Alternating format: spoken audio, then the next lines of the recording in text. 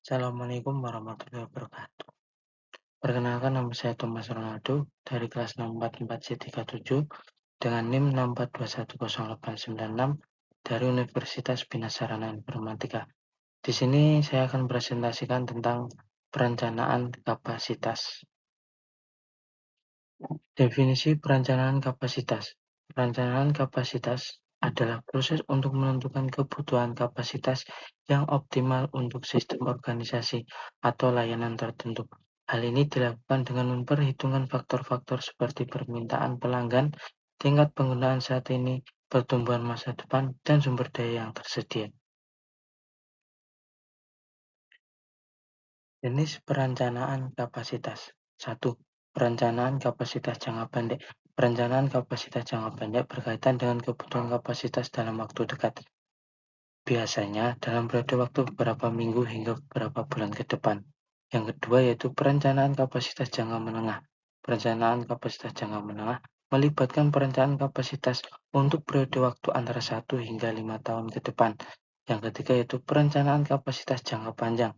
Perencanaan kapasitas jangka panjang melibatkan perencanaan untuk periode waktu 5 tahun atau lebih. Definisi kapasitas desain. Kapasitas desain adalah estimasi atau target yang diharapkan dan kinerja aktual suatu sistem atau fasilitas yang dapat dipengaruhi oleh faktor-faktor lain seperti fluktuasi, permintaan, faktor lingkungan, perawatan yang tepat, atau penggunaan yang efisien. Contoh, dalam pabrik otomotif, jumlah kendaraan yang dapat diproduksi per hari atau per bulan. Jika pabrik dirancang untuk mampu memproduksi 1.000 mobil per hari, maka itu menjadi kapasitas pada pabrik tersebut. Definisi kapasitas output dan kapasitas efektif. Kapasitas output atau output kapasitas adalah ukuran maksimum dari jumlah atau volume output yang dapat dihasilkan oleh suatu sistem, perangkat, atau proses dalam jangka waktu tertentu. Misalnya, kapasitas output pabrik dapat dinyatakan dalam jumlah unit produk yang dapat diproduksi per hari. Sementara itu, kapasitas efektif atau effective capacity adalah ukuran aktual dari jumlah atau volume output yang dapat dihasilkan oleh suatu sistem, perangkat, atau proses dalam kondisi nyata. Dalam banyak kasus, kapasitas efektif lebih penting daripada kapasitas output karena mencerminkan ketersediaan dan kehandalan produksi sebenarnya.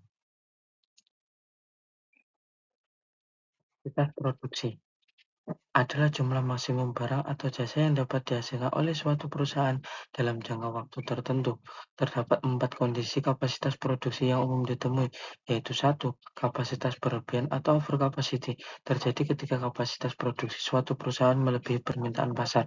Yang kedua yaitu kapasitas kurang atau under capacity terjadi ketika kapasitas produksi suatu perusahaan lebih rendah dari permintaan pasar.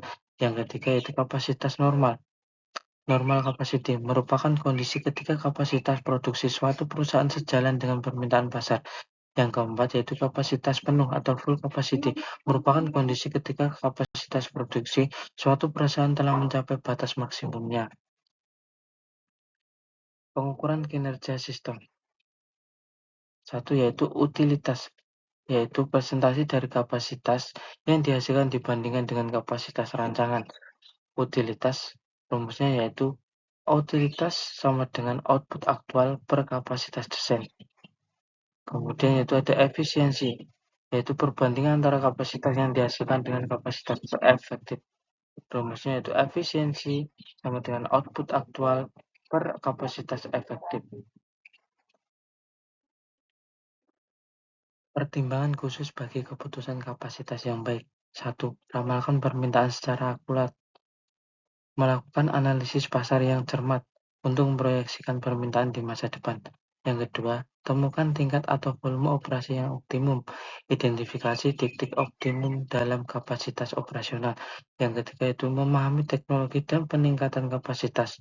Memahami perkembangan teknologi terkini dan bagaimana teknologi tersebut dapat digunakan untuk meningkatkan kapasitas. Yang keempat yaitu membangun untuk perubahan. Pertimbangan fleksibilitas dalam desain dan kapasitas bangun kapasitas yang dapat dengan mudah disesuaikan dengan perubahan kebutuhan atau permintaan pasar. Perencanaan kapasitas atau investasi. 1. Analisis titik impas adalah metode untuk menentukan titik di mana pendapatan dari suatu investasi atau proyek sama dengan biaya yang dikeluarkan, sehingga tidak ada keuntungan atau kerugian yang dihasilkan. Yang kedua, pohon keputusan adalah alat analisis yang digunakan untuk memvisualisasikan serangkaian keputusan yang harus diambil dalam suatu proyek atau investasi. Yang ketiga itu net present value atau NPV adalah metode yang digunakan untuk mengevaluasi nilai keuangan dari suatu investasi dengan memperhitungkan waktu dan tingkat pengembalian yang diharapkan. Selanjutnya itu adalah latihan soal pilihan ganda. 1.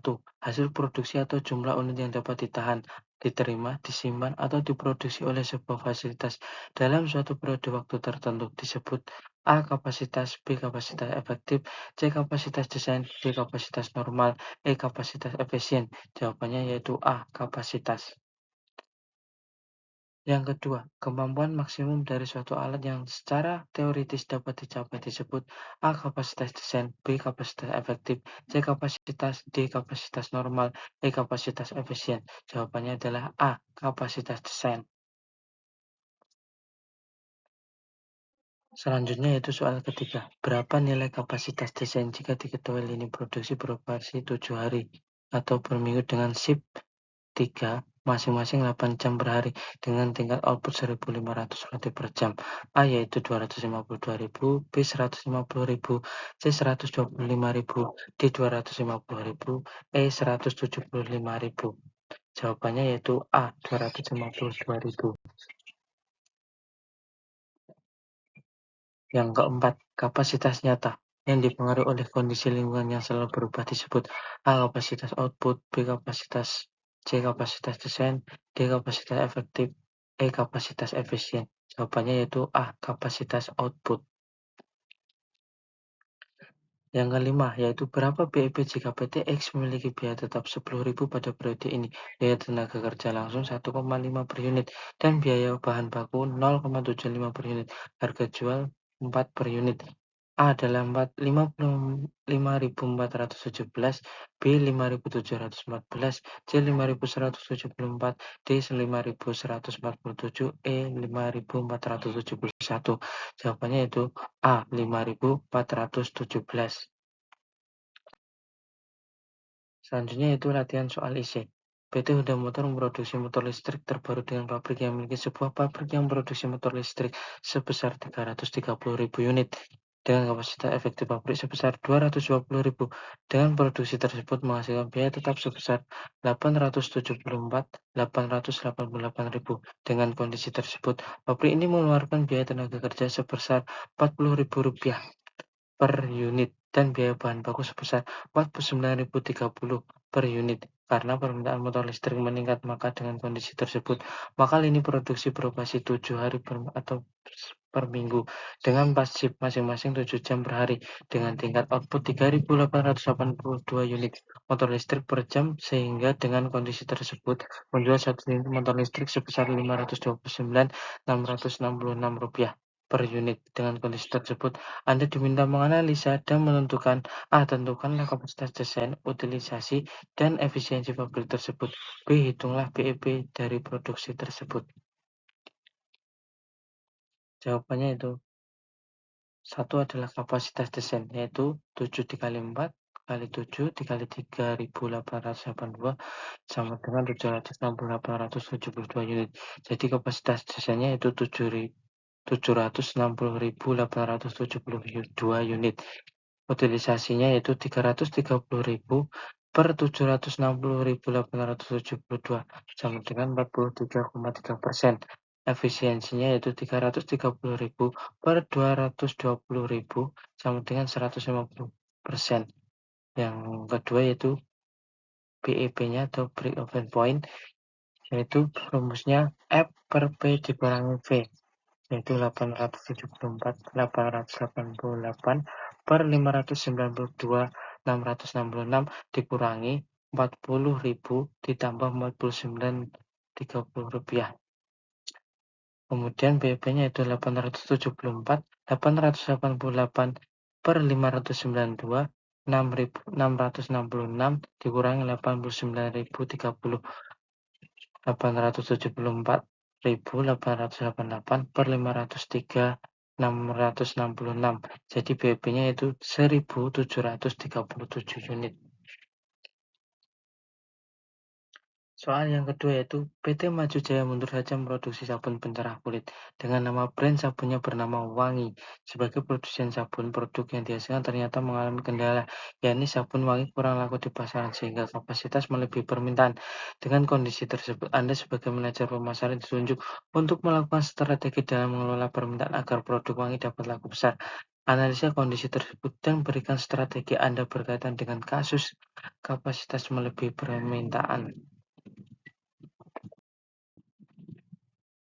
Strategi yang pertama yang saya lakukan yaitu satu, riset pasar. Lakukan riset pasar yang mendalam untuk memahami alasan mengapa sabun wangi kurang diminati pasaran. Yang kedua yaitu segmentasi pasar. Identifikasi segmen pasar yang memiliki minat dan kebutuhan yang cocok dengan sabun wangi. Yang ketiga, meningkatkan kesedaran merek. Tingkatkan kesedaran merek sabun wangi melalui strategi pemasaran yang efektif. Gunakan media sosial, iklan, konten pemasaran. Yang keempat, ekspansi pasar. Evaluasi peluang ekspansi pasar untuk sabun wangi. Anda bisa mencoba menjual produk ke pasar baru, baik secara geografis maupun demografis. Yang kelima yaitu inovasi produk dan tinjau kembali formula, kemasan, atau varian produk sabun wangi. Yang keenam, evaluasi dan perbaikan. Terus pantau kinerja penjualan dan respon pasar terhadap strategi yang Anda terapkan. Lakukan evaluasi rutin dan ambil tindakan perbaikan jika diperlukan. Dan pelajari dari pelanggan dan pesaing. Dan selalu beradaptasi dengan perubahan pasar dan preferensi pasar. Sekian presentasi dari saya. Kurang lebihnya mohon maaf. Wassalamualaikum warahmatullahi wabarakatuh.